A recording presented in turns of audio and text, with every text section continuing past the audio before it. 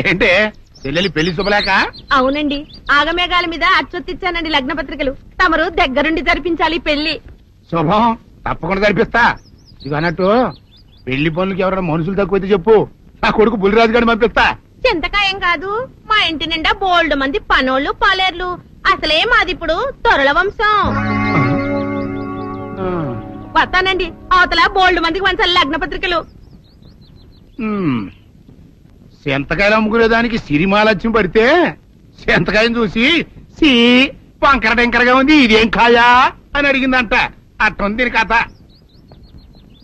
Daddy ఏంట్రా ఇది విషయం, ఇది కిరసనాయలు, ఇది తాడు. అర్జెంట్ గా చచ్చిపోవాలంటే ఈ మూడిట్లో ఏది బెటర్ చెప్పు డాడీ. ఈ ఇసం తాగి ఈ కిరసనాయలు మీద వేసుకుని ఈ తాడు ఊరేసుకుని అగ్గిపూల లపక్కన వెలిగించుకున్నారనుకో, టపక్కన ఎగిరిపోతారా. అవును, ఎంతకీ ఈ ఏర్పాట్లన్నీ ఎవరి సాగు కోసమో? నేనే ఆత్మహత్య చేసుకుందాం అనుకుంటున్నాను. నా బావి ప్రెసిడెంట, నువ్వు బతికొండంగానే నీ ముఖం పగలు చూస్తే రేత్రి కల్లోకి వస్తుంది. అట్టానికి నువ్వు సచ్చి దెయ్యమయ్యావనుకో, దెయ్యాలు కూడా బెదిరి సస్తాయి. నువ్వు సచ్చకరా, చచ్చుతా సచ్చకరా.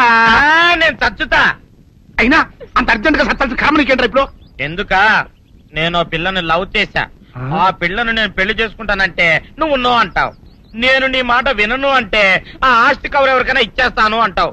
నువ్వు ఇచ్చేసే ఆస్తి కవర్ కంటే నేను ఇచ్చేసిన మనసే నాకు ముఖ్యం. అందుకే నేను చచ్చుతా. అదే విషయం. ఓరు నా బొగ్గుకొండ, నువ్వు ప్రెసిడెంట్ అవడం నాకు కావాలి గాని పేడెత్తుకునే అమ్మాయిని తీసుకొచ్చి నానా నేను దీన్ని ప్రేమించాను అని చెప్పు, నేను చేయకపోతాను. అవును, ఎంతకీ ఎవరమ్మాయి? ఒకటే అట్లా సిగ్గుపడబాకరా, చాలా సండాలంగా ఉంది. ఎవరో చెప్పు. అది అది జానకమ్మ. ఏంటి జానకమ్మ? అమ్మా, నీ గని పిచ్చిగా నెక్కిందంట్రా. నా వయసు ఆవిడ్ని నువ్వు ప్రేమించట్లేట్రా. జానకమ్మ కాదు డాడీ, ఆవిడ మనవరాలు సౌందర్యను ఆవిడ మనవరాలా? నా ఎదుకల్లో నా బొగ్గుకొండ కదే. రే, జానకమ్మ గారితో ఇయ్యమందడం అంటే నేను మాత్రం కాదంటనే చెప్పు. వెంటనే వెళ్ళి వాళ్ళతో మాట్లాడి ఆ ముఖరథం పెట్టించుకొస్తా. అబ్బా, కింద ఒత్తులు తీసేసి ప్రాణాలు తీసేస్తున్నావు డాడీ. ముఖరథం కాదు డాడీ, ముహూర్తము. ముహూర్తము అదేలే వా, ముఖరథము అదే పెట్టించుకొస్తా. డాడీ, నేను ఇంకో డాడీ కాకుండా నీకే పుట్టినందుకు నాకు పిచ్చి హ్యాపీగా ఉంది డాడీ. ఆనందమానందమాయనే ఈ అందగాడు పెళ్లి కొడుకాయనే. తాతబ్బాయి గారు, ఈ శుభ సమయంలో మీకు విషయం చెప్పాలండి. మా బుల్లిరాజు గారు పుట్టినప్పుడు నా గురించి డాడీ చెప్పు చెప్పు చెప్పు.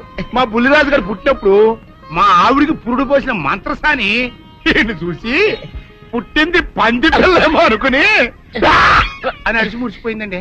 డాడీ ఇప్పుడు ఎవరినెందుకు? ఊరుకోవా, మన జీవితాల్లో గొప్ప ఈ చిత్రాలు జరిగినప్పుడు 10 మందికి చెప్పుకోవాలా. ఇప్పుడు మంత్రసాని మూర్చిపోయింది కదండి. ఇకపోతే మా ఆవిడ ఎట్టండి సేపుల్లే నా కొడుకుని కన్నానని బెంగపడి పురిటి స్థానం అవ్వకముందే చచ్చిపోయిందండి. డాడీ, నేను నీ కడుపున పుట్టపట్ట కదా నాకు ఈ ఫేస్ వచ్చింది. నేను ఇంకొక నాన్నకు పుట్టిన అందంగా నన్ను పుట్టుండేవాడిని. ఇక చూడు, కాకి పిల్ల కాకి ముద్ర, నీ మొహం ఎప్పుడు నాకు ముద్దొత్తనే ఉంటుందిరా కన్నా.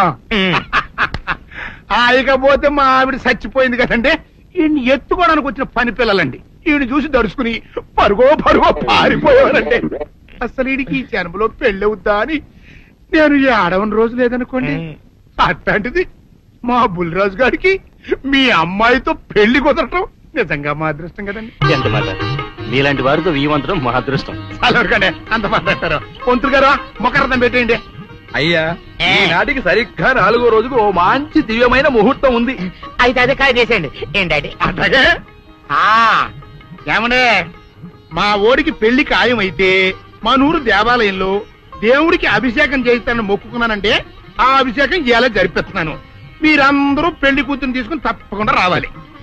అమ్మో జానకమ్మ, నువ్వు కూడా తప్పకుండా రావాలి.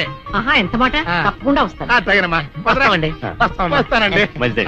అమ్మా, పల్నాటి నాగమ్మ లెవెల్లో పథకాలేసి ఈ పెళ్లిని జరగొడదామని చూసావు. అది తెలుసుకోలేనంత ఎదవని కాదు నేను. మీ అందరికీ తెల్లారదాకా టైం ఇస్తున్నా. నా కొడుకుని ఎక్కడ దాచారో చెప్పకపోతే మీ అందరి బతుకులు తెల్లారిపోతాయి. నిజంగా బుల్రాజు అయ్యాడో మాకు తెలియదండి. నేను ఇంకేమీ దలుచుకోలేదు. మీకు ఇచ్చిన గడువు లోపల మీరు నిజం చెప్పాలి, అదే నేను వినాలి, అంతే.